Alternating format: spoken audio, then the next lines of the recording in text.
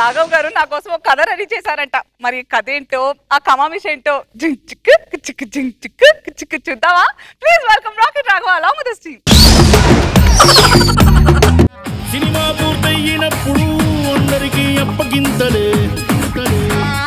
కోడికూతకి గంట ముందుగా నిద్ర లేవడం మాకే. తెలుగులో ఏదో కథ ఉంది, సినిమా తీస్తాను, ఎవరో డైరెక్టర్ ఫోన్ చేస్తానన్నాడు. ఇంకా రాలేదు. ఎక్కడున్నాడు వీడు? హలో, ఎక్కడున్నావా? వచ్చాను. ఇంకా రాలేదు నువ్వు? వచ్చేస్తున్నాను సార్, వచ్చేస్తున్నాను. మీరే లేడెందుకయ్యో? గుడికి వెళ్ళి వస్తున్నాను సార్.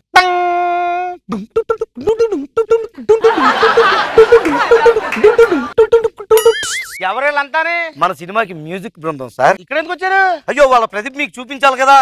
దీని పేరు దడేల్. హాయ్ దడేల్, music director. Music director sir, మన సినిమా కథ చాలా బాగుంటది సార్. కథను ప్రత్యేకించి ఫస్ట్ హాఫ్ అంతా నేను తిరుపతిలో కూర్చుని రాశాను సార్. తిరుపతిలోనా? అక్కడ దగ్గరికి వెళ్ళు. అంటే అక్కడైతే మలుపులు బాగా ఉంటాయి కదా, మన కథకి అదే కావాలి. అబ్బా, క్లైమాక్స్ సార్ హిమాలయాలో కూర్చుని రాశాను సార్. హిమాలయాలోనా? అక్కడ దేనికి? కరెక్ట్ గా అక్కడే కథ పైకి లేవాలి సార్, అందుకే ఎత్తులో కూర్చుని రాశాను సార్. ఓకే, ఇప్పుడు మన కథ జోలికి వెళ్దాం సార్.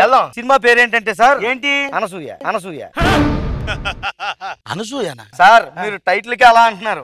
ఆవిడ అంటే ఆవిడనే హీరోయిన్ గా పెట్టి సినిమా తీస్తాను. ఆవిడ చేస్తానంటే నేను ప్రొడ్యూస్ చేయలేదు రండి. మీరు నాతో సినిమా చేస్తారంటే మీకు 10% డిస్కౌంట్.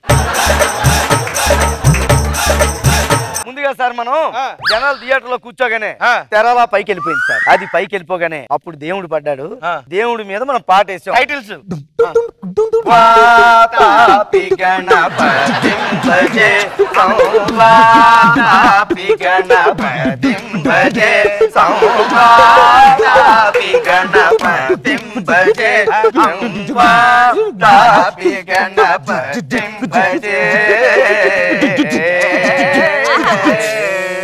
ఈ పాట అయిపోగానే మీ బ్యానర్ పేరు వచ్చింది సార్. ఏంటది? పిల్లి బిత్తిరి ప్రొడక్షన్. కదా. అప్పుడు 4 అక్షరాలు మన వెనక నుంచి వచ్చి తెర మీద పడ్డాయి సార్. అనసూయ. అది బొంబాయి మహానగరం. ఆ నగరంలో అనసూయ గారు ఒక పెద్ద పేరు మోసిన ఫ్యాషన్ డిజైనర్. అబ్బా, ప్రతిరోజు ఆఫీస్కి వెళ్ళి సిరిగిపోయిన జాకెట్లు, చొక్కాలు, బొంతలు కుట్టుకుంటుంటారు సార్. పెద్ద డిజైనర్ అన్నా అంతే సార్, మీకు తెలియట్లేదు. ఇప్పుడు మీరు స్వయంకృషి సినిమాలో చూసారా? అందులో మెగాస్టార్ చిరంజీవి గారు ఫస్ట్ చెప్పులు కుడతారు, లాస్ట్ లో బాటా షాప్ పెడతారు. అలాగే అనసూయ గారు కూడా ఫస్ట్ బొంబాయిలో బొంతలు కుడతారు, ఆఖరిని బొటిక్ పెడతారు. ఇలాగే ప్రతిరోజు బొంతలు కుట్టుకుంటుంటే ఒకరోజు ఫోన్ వచ్చింది. హలో అంది. అట్నుంచి పల్లెటూరు నుంచి వాళ్ళ తాతయ్య, ఏటమ్మా ఏటి ఇన్ని రోజులు ఏటి అయిపోయినా, ఎప్పుడు చూసినా ఏటి బొంబాయి లాగా వచ్చి అంటే ఏటోంది ఏట అక్కడ అర్జెంట్ గా బేగా పారిపోయి వచ్చి ఇక్కడ పండగ చేసుకుందామా అన్నాడు అని చెప్పాడు. అలాగే తాతయ్య అని ఫోన్ పెట్టేసి వెంటనే అనసూయ బొంబాయి నుంచి ఒక ఆటో మాట్లాడుకుని పల్లెటూరుకి వచ్చేసింది.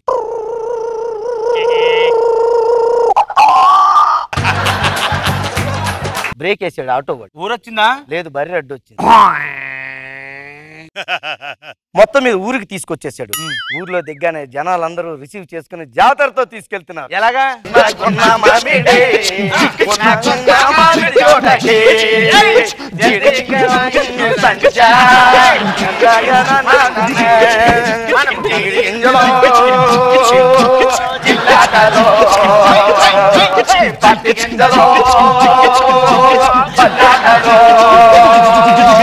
అని పాట వేసుకుంటూ ఊర్లోకి జనాలందరూ తీసుకెళ్తున్నారు. వెనక్కి తిరిగి చూస్తే అనసూయ లేదు. ఎక్కడికి వెళ్ళింది? ఏమైపోయింది? ఎక్కడికి వెళ్ళింది? ఇప్పుడు విశ్రాంతి ఇచ్చారు. విశ్రాంతి.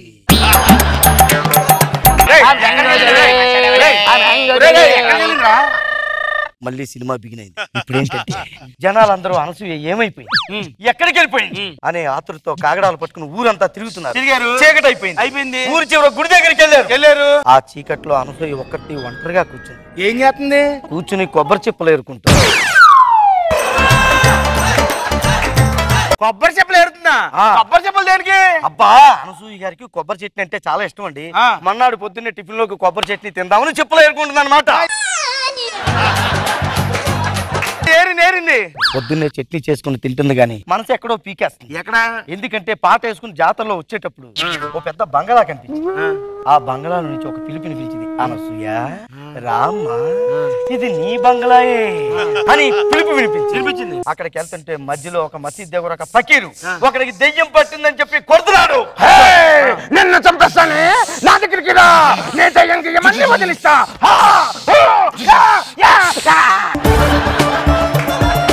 అప్పుడు అనసూయ ఏముందో తెలుసా? ఏముంది? ఊరికో ఈ రోజుల్లో ఇంకా దెయ్యాలంటే ఎవడైనా నమ్ముతాడు? అసలు నేను నమ్మను. ఫకీర్ ఏమన్నాడు? నీకు దయ్యం అంటే నమ్మకం ఉందా? ఉంది. దేవుడు ఉన్నది ఎంత నిజమో దయ్యం ఉందనేది కూడా అంత నిజం. కావాలంటే చూడు అని ముగ్గు పిండి గాలిలోకి ఇసిరితే అక్కడ దెయ్యం వచ్చింది. అయినా సరే అనసూయ నమ్మలేదు. ఇలాంటి తొక్కలో మూఢనమ్మకాలు నేనేనమని చెప్పి బిల్డింగ్ లోకి వెళ్ళింది. అక్కడికి వెళ్ళాక ఆడు భిక్షపతి గౌడ్ అని చెప్పి ఒక ఆత్మ ఉంది. అనసూయ రామ్మా నా చెప్పులన్నీ నాకు ఇచ్చేయమ్మా అని అడిగాడు.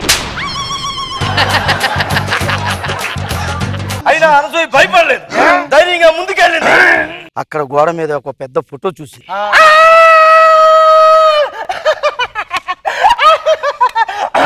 అని కళ్ళు తిరిగి పడిపోయింది. మధ్యలో నవ్వింది ఎందుకు? జబర్దస్తులు అలవాటు అయిపోయింది కదా. ఎవరిది? అది అనసూయ ఫోటో మేకప్ లేకుండా ఉండడం వల్ల చూసి పడిపోయింది. తర్వాత ఏమైంది? కళ్ళు తెరిచి చూసేటప్పటికి ఇంట్లో మంచం మీద ఉంది. అప్పుడు వాళ్ళ తాతయ్య అంటున్నారు, అక్కడ బెచ్చబతిగాడు నువ్వు పెద్ద దొంగడు ఉంటాడు, కసా కసా పొడి చంపేస్తాడు, అక్కడే దెయ్యం అయిపోయి తిరుగుతున్నాడు. ఎలాగైనా సరే అనసూయ ఇదంతా నీకు తెలియాలంటే ఫ్లాష్ బ్యాక్ ఓపెన్ చేయగానే ఒక పెద్ద ఏనుగు తెర మీద పిచ్చెక్కిపోయి అడ్డదిడ్డంగా పరిగెట్టుకుంటా వచ్చేస్తుంది. ఏనుగు మీద అనసూయ కూర్చుంది. అనసూయ కూర్చుంటే ఏమవుద్ది? మరి ఏనుగు మీద ఏనుగు కూర్చుంటే బరువు ఇదేటి? అప్పుడు ఏనుగు అలా పిచ్చి కేకలు వేసుకుని వచ్చేస్తుంటే అప్పుడు పాట వేసుకున్నామండి.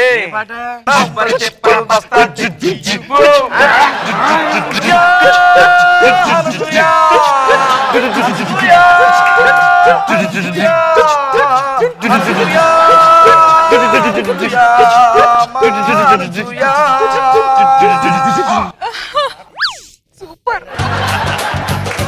ఈ పాట అయిపోయింది. అయినా సరే ఆ భిక్షపతి గడు భయం పడలేదు. అప్పుడు ఆ భిక్షపతి గడు కూడా పాట వేసుకున్నాడు. ఎలా పాట ఏంటి? చిప్పా చిప్పా చిప్పా ఎండిన కొబ్బరి చిప్పా ఎత్తి నా చేతిలో పెట్టమ్మా. ఈ చెప్పేది ఎవరు చూస్తాడు? అనసూయని చూడడానికి ఎవరు వస్తారండి? అందుకే చెప్ప మీద మనం కాన్సన్ట్రేషన్ చేసాం అన్నమాట. ఆ తర్వాత ఎలా కాదు ఎలాగైనా సరే ఆయన చంపేయాలని అనసూయ వాళ్ళ తాతగారిని అడిగింది. ఏమని? దీనికి ఒక మంచి చిట్కా ఉంది. అదేంటంటే ఊర్లో ఉన్న కొబ్బరి చెప్పులన్నీ ఏరుకొచ్చే దగ్గర పెట్టి కత్తి తయారు చేసి ఆ చెప్పుల కత్తికి పూజ చేస్తే ఆ దెయ్యం కూడా కసక్కన పుడిచి వచ్చింది చెప్పాడు వాళ్ళ తాతయ్య. వెంటనే కత్తి రెడీ అయిపోయింది, పూజ అవుతుంది.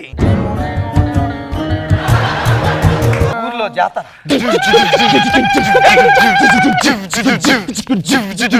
పూజ. పూజా జాతర మధ్యలో కొబ్బరి చెప్పల కత్తి పట్టుకుని అనసూయ భిక్షపతిని చంపేయడానికి బయలుదేరింది. అనసూయని చూసి రామ్మా అనసూయ నా చెప్పులు నాకు ఇచ్చేయమ్మా, నువ్వు నన్నేం చెయ్యలేవురా చెప్పులు కత్తి పట్టుకుని పొడి చేసింది. ఆడు చచ్చిపోయాడు. సినిమా అయిపోయింది. శుభం శుభం. ఇదంతా బాగానే ఉంది కానీ రా, కత్తెడి పొడుతాడు కదా, దానికన్నా బెస్ట్ గండెడి కాల్చేమను. ఎందుకు సార్? ఏం లేదు, కత్తెడి పొడిచాడు అనుకో సైలెంట్ గా చచ్చిపోతున్నాడు కదా, అదే గండబెట్టి అనుకో ఆ సౌండ్ కి నిద్రపోయిన జనాలందరూ థియేటర్ నుంచి బయటికి వెళ్ళిపోతారు. ఊరుకోండి ప్రొడ్యూసర్ గారు, ఎంత బాగుంది సినిమా, నేను ఫ్రీగా చేస్తా, నాకు రెమ్యునరేషన్ వద్దు. నీకేమన్నా ఉండి మాట్లాడుతున్నావు అనసూయ? నేనంటే ఎక్కడో భోజ్పూర్లో ఉన్నాను బెప్పంగా, నాకు తెలియదు. నువ్వు హైదరాబాద్ లో ఉన్నావు, నీకు అరుంధతి సినిమా గురించి తెలియదా నీకు? వాట్? నా కథను కాపీ కొట్టేసి తెలుగులో సినిమా తీశారు. భోజ్పూర్లో డబ్బింగ్ కూడా వేశారు. అంటే ఇప్పుడు మీరు ఏమంటారు? నా కథను సినిమా తీయనంటారు. నేను మీరు కాకపోతే ఇంకో ప్రొడ్యూసర్ ఆయనకి చెప్పుకుంటా ఉంటాను, గ్రేట్ శ్యామ్ ప్రసాద్ రెడ్డి గారు. Correct producer. వెళ్ళు. నువ్వు ఇక్కడ ఉన్నాడు కాలేరు కూడా తండ్రి, మీరు కాళ్ళు ఎరగొట్టేదాకా ఇక్కడ కూర్చుంటాం అనుకున్నారా?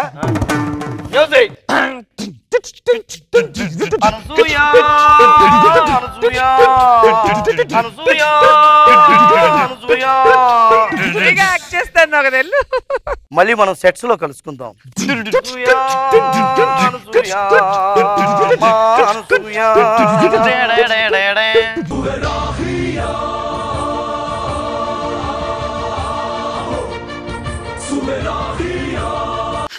నా వాడకం ఈ రేంజ్ లో ఉంటుందని నేను ఎప్పుడూ ఊహించలేదు. రోజా గారు ఎలా ఉంది? నేరుగా వెళ్ళి శ్యామ్ గారికి చెప్పు, నీ తోలు తీసి. బాగుంది కాన్సెప్ట్. అండ్ నాకైతే శాంతి విత్ ఎక్స్ప్రెషన్ మ్యూజిక్ అద్దరు కొట్టేసావు. Very nice. బాబు గారు బాగుంది రఘవ, బాగా ఎంటైన్ చేశారు.